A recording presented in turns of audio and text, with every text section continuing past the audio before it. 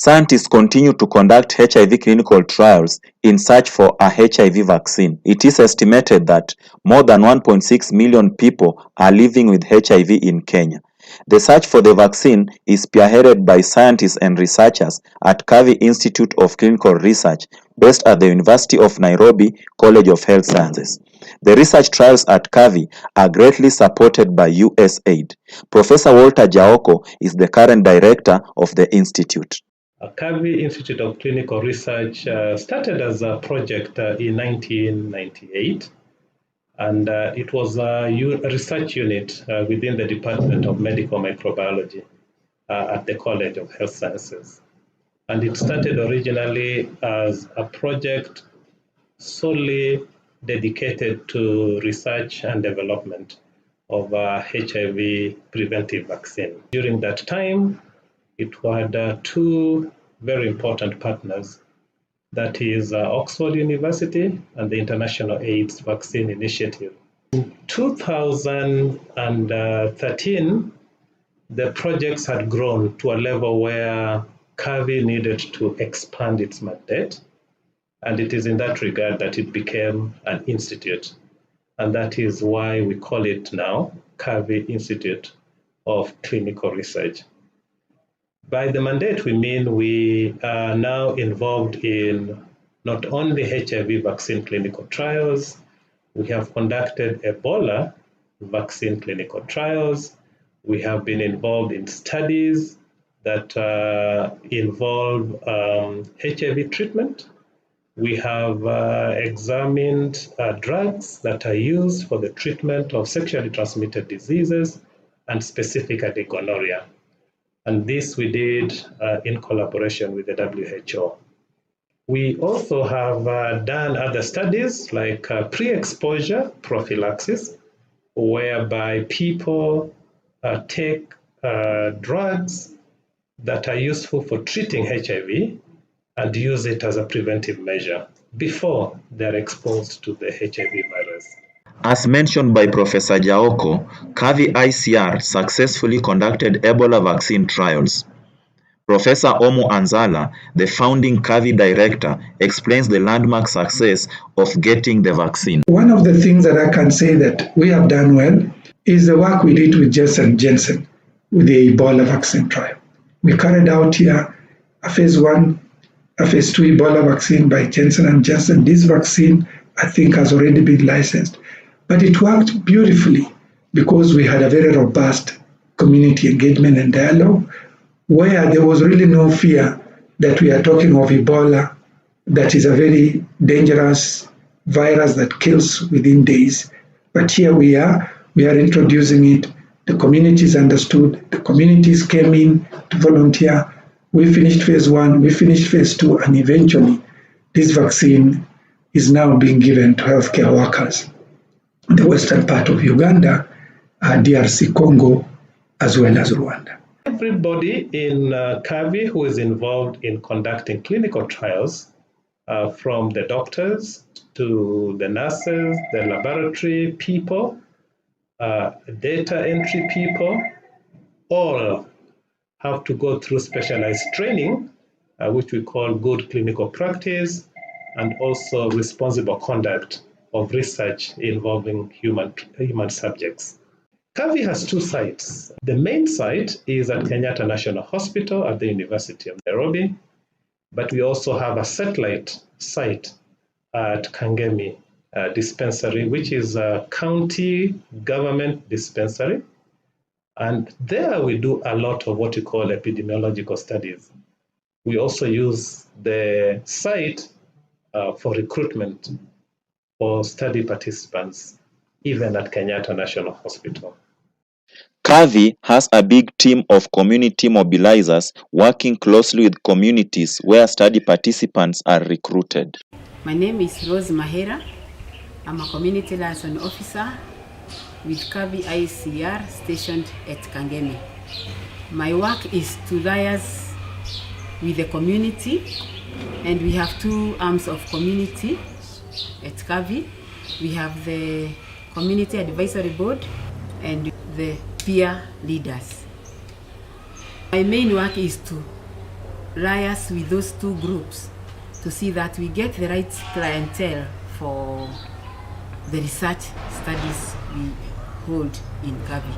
Anytime before we begin a study, we have the people we call the Community Advisory Board who help us to bridge the community with the researchers. Before we get started, we need to give them information about the study so that if there are any issues that are arising within the community, they can get back to us and give us that information, because research has always had issues. My name is Stephen Aguba Shikoli. I'm currently the chairperson of the CAB, of CAVI ICR. CAB means Community Advisory Board. Being a CAB is a very critical role in the research process, whereby we are the people that interact with the community first before engaging the community focal persons for CAVI. So our duty mainly as CAB is creating awareness and empowering the community on the importance of participating in any research that is available. How we network and how we link with CAVI ICR staff, wherever there is a new study that is coming on the ground, they call us for a meeting, they give us updates on this is the study that is going to take place. Then we go out there and share this information with our community members, as well with other people that are called peer educators that then do the recruitment. This helps the site staff, the CAVI ICR staff, to have a very easy way or a very easy work when they engage the community, because now we stand in as the bridge of CAVI, ICR and community members. In informing the community about upcoming research by CAVI, community advisory boards target youth and women groups, religious leaders, and community-based organizations for them to embrace the studies. Just when did CAVI conduct its first HIV clinical trial? The first clinical trial was in 2001. CAVI was actually our first sponsor in collaboration with Medical Research Council of the UK. From then on, we have really grown. We have really grown in terms of human resource. We have also grown in terms of capacity, technology transfer.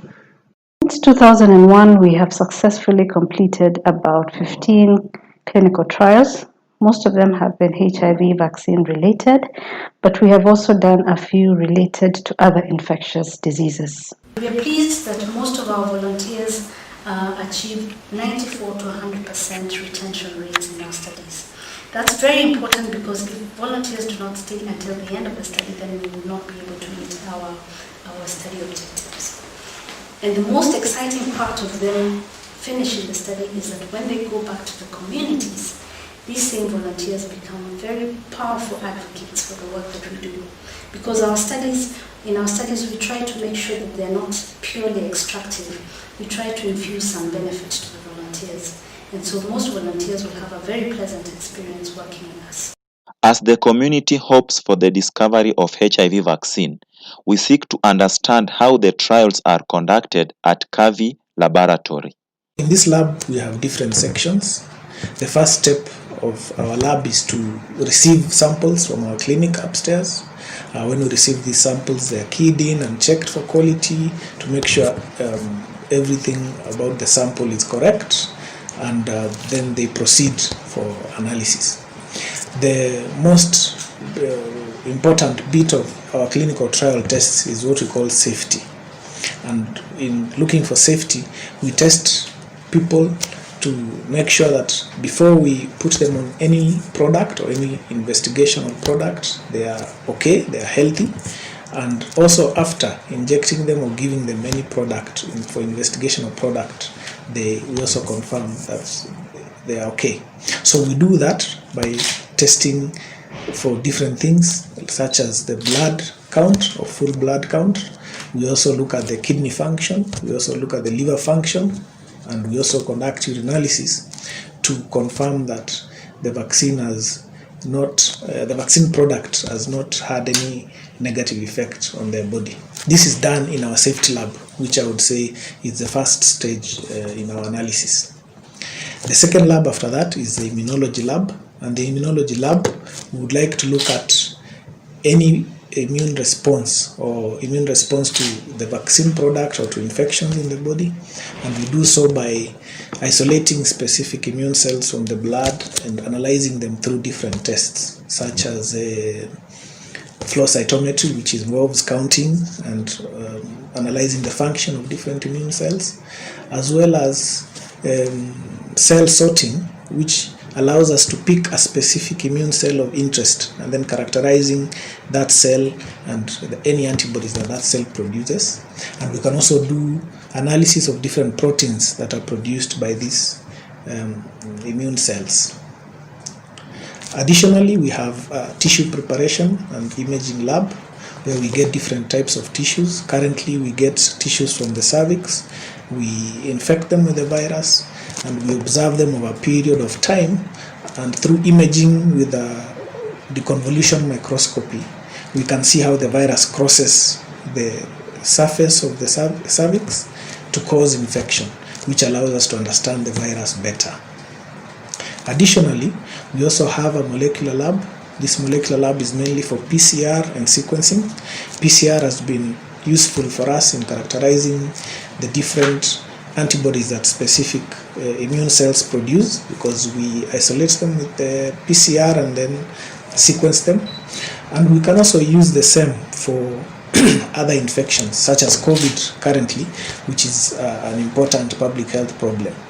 Besides PCR in a molecular lab, we also do sequencing, currently with the Nanopore or Oxford Nanopore sequencing technology, which is an unbiased system of analyzing blood samples and other human samples or even animal samples to look for pathogens, both known pathogens and unknown pathogens. Lastly, we have an archival and storage section where we store our samples, because as we collect samples, we know we will require them in future for studies, and we may not actually do the analysis immediately after collection. So we have -80 freezers and a -180 liquid nitrogen freezer to keep these samples safely until they are ready for analysis. What is the role of information communication technology in research trials at CAVI? We have two sections, the data management section and the IT section. The data management section deals with management of all the data collected by the clinic team, and the IT section deals with servicing of computers, printers, and user support and training. We have a number of in-house systems that we use to manage volunteer data, and just to mention a few, we have Open Clinica, which is an open source system. We have RedCap, we installed recently in one of our data management servers. We also have a biometric system which could be used to capture volunteer fingerprints and be able to prevent co-enrollment of volunteers. We also have an SMS system which we use to remind volunteers to come for their scheduled visits, and we have an Akasi system which is used to collect volunteer feedback without interference from the clinic or the data management team. Collaboration and funding plays key role in research trials at CAVI. Some of these studies are quite evolving and are involving as well. One of them is a very successful collaboration fostered by USAID and IAVI between CAVI and Northwestern University and the Professor Tom Hope's lab. In this collaboration, where it's still under the Basic Science platform, we are involved in state-of-the-art and very innovative research in mucosal studies. And in this study, we are trying to visualize HIV interaction with target cells. And with this, we have been able, again with this collaboration, to acquire state-of-the-art equipment such as the deconvolution microscope, which is the first in sub-Saharan Africa. And with this microscope, we've been able to visualize this interaction like never before. We believe if we can understand how HIV infects, how fast HIV is transmitted and infects target cells, then we can come up with more effective micropicides, vaccines, and even cures to prevent this interaction. USAID provides us with a unique funding mechanism that allows us to conduct clinical trials of the best candidate HIV vaccines around, but at the same time evolve ourselves in basic research of HIV, also trying to really understand what is going on with the virus, what is going on with the host, in order that that information can keep informing HIV vaccine discovery. In addition to that, the mucosal platform that USAID has really helped us in collaboration with our colleagues from Chicago in the US, Tom Hope's lab, has been very instrumental in really making us understand at the mucosal level really what goes on between the host and the virus. Because we know that HIV infects through mucosal surfaces. So for a long time, that has been a missing link because we have concentrated in looking at peripheral blood. But the imaging and the technology that now we have in place in terms of looking at the mucosal immunology and understanding it has really helped us understand really the interaction that goes on at that level.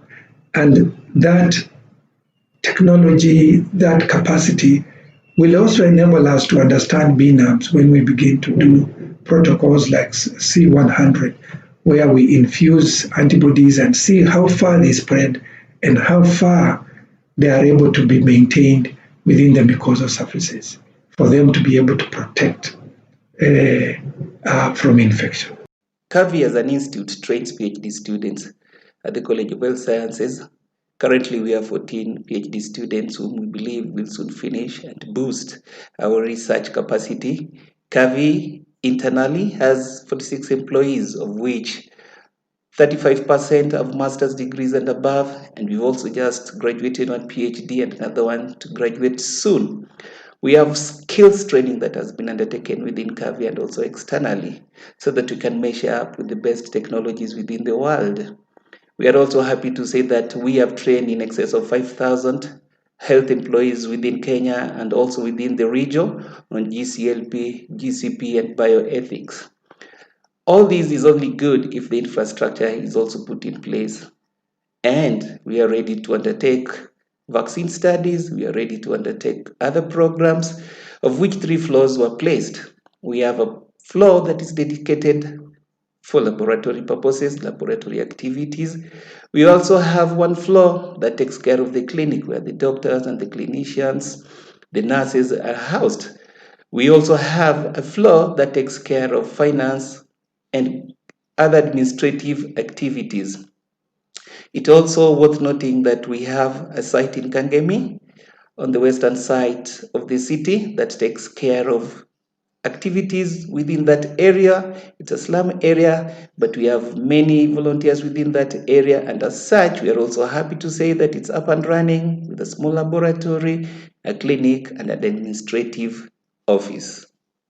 This is what CAVI is, and as we project, as we look forward, we intend to do more studies, not only at Kangemi and Kenyatta National Hospital, but in future, we can be able to do in other parts of the country. We would like to acknowledge our long-term partners and the donors who make this work possible. We say thank you so much.